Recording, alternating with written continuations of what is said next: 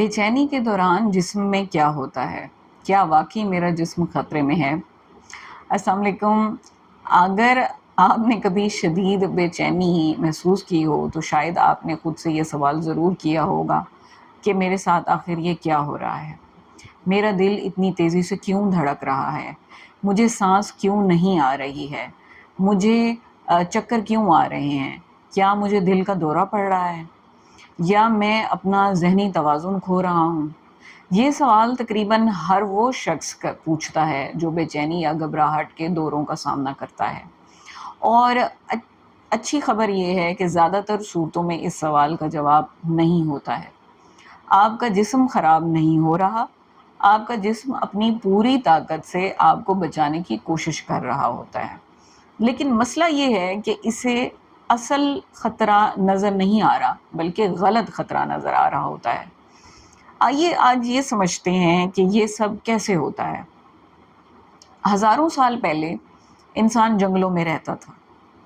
اس وقت خطرات حقیقی تھے، یعنی جنگلی جانور، دشمن، قدرتی آفات۔ ایسے وقت میں اگر جسم سوچنے بیٹھ جاتا تو شاید انسان زندہ ہی نہ رہ پاتا۔ اس لیے قدرت نے ہمارے جسم میں ایک ایسا نظام بنایا جو خطرہ محسوس ہوتے ہی ایک لمحے میں متحرک ہو جاتا ہے۔ اس نظام کو ہم فائٹ اور فلائٹ کا رد عمل کہتے ہیں، یعنی لڑو یا پھر بھاگو۔ اس کا مقصد صرف ایک ہی ہوتا تھا، اپنی جان بچانا۔ جیسے ہی دماغ کو خطرہ محسوس ہوتا تھا وہ ہمارے پورے جسم کو ایک ہنگامی پیغام دیتا تھا اور پھر چند سیکنڈ کے اندر اندر پورا جسم بدلنا شروع ہو جاتا تھا اور ہم اپنے آپ کو بچا لیتے تھے۔ آئیے اب دیکھتے ہیں کہ کیا کیا ہوتا ہے جب انسان اس موڈ میں ہوتا ہے۔ سب سے پہلے دل تیزی سے دھڑکتا ہے۔ اکثر لوگ اس علامت سے سب سے زیادہ خوفزدہ ہو جاتے ہیں۔ لیکن سوال یہ ہے کہ دل تیز کیوں دھڑکتا ہے؟ کیونکہ انسان زیادہ خون پٹھوں تک پہنچانے کی کوشش کر رہا ہوتا ہے۔ اگر واقعی آپ کو بھاگنا پڑ جائے یا اپنی جان بچانی پڑ جائے تو جسم پہلے ہی تیار ہو، یعنی دل کی تیز دھڑکن بیماری نہیں، یہ جسم کی تیاری ہے۔ اب بات کرتے ہیں سانس کی۔ بے چینی میں اکثر لوگوں کو لگتا ہے کہ ان کی سانس بند ہو رہی ہے۔ حقیقت اس کے بالکل برعکس ہے۔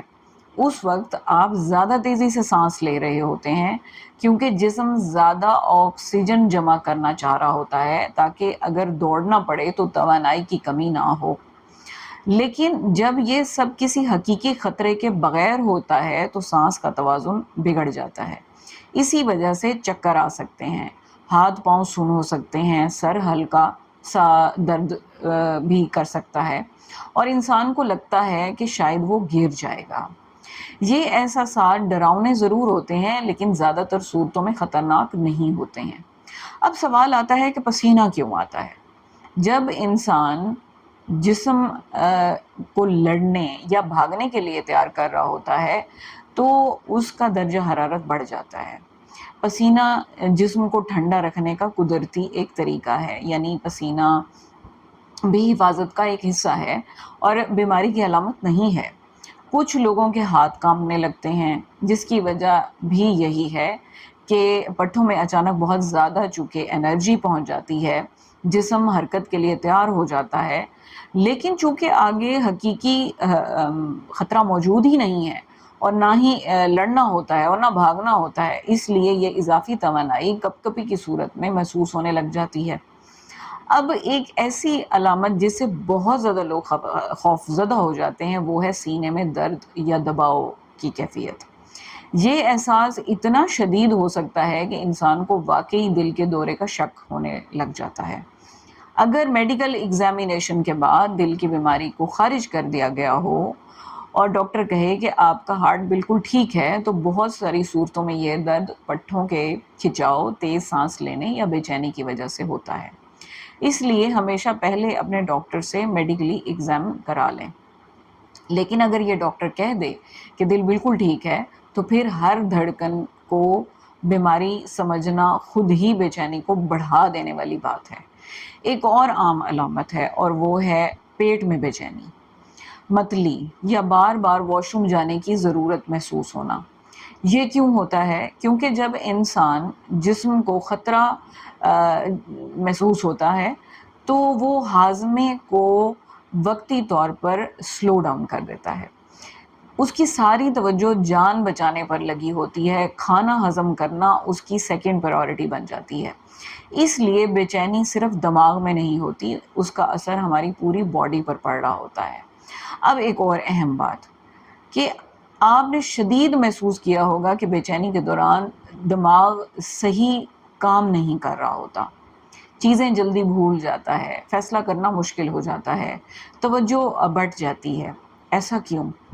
کیونکہ اس وقت دماغ کا وہ حصہ زیادہ ایکٹیو ہوتا ہے جو خطرے کو پہچانتا ہے، جبکہ سوچنے، سمجھنے، پلاننگ کرنے یا لاجیکلی ڈیسیژن کرنے والا حصہ عارضی طور پر لیس ایکٹیو ہو جاتا ہے۔ یعنی بے چینی کے دوران اگر آپ کو لگے کہ آپ پہلے جیسا نہیں سوچ پا رہے ہیں تو یہ بھی اسی نظام کا حصہ ہے۔ اب ذرا ایک لمحے کے لیے سوچیں کہ دل کی دھڑکن، سانس کی تبدیلی، پسینہ، کانپنا، چکر آنا، پیٹ کی بے چینی، اور یہ سب ایک الگ الگ بیماریاں نہیں ہیں، یہ ایک ہی حفاظتی نظام کے مختلف رد عمل ہیں۔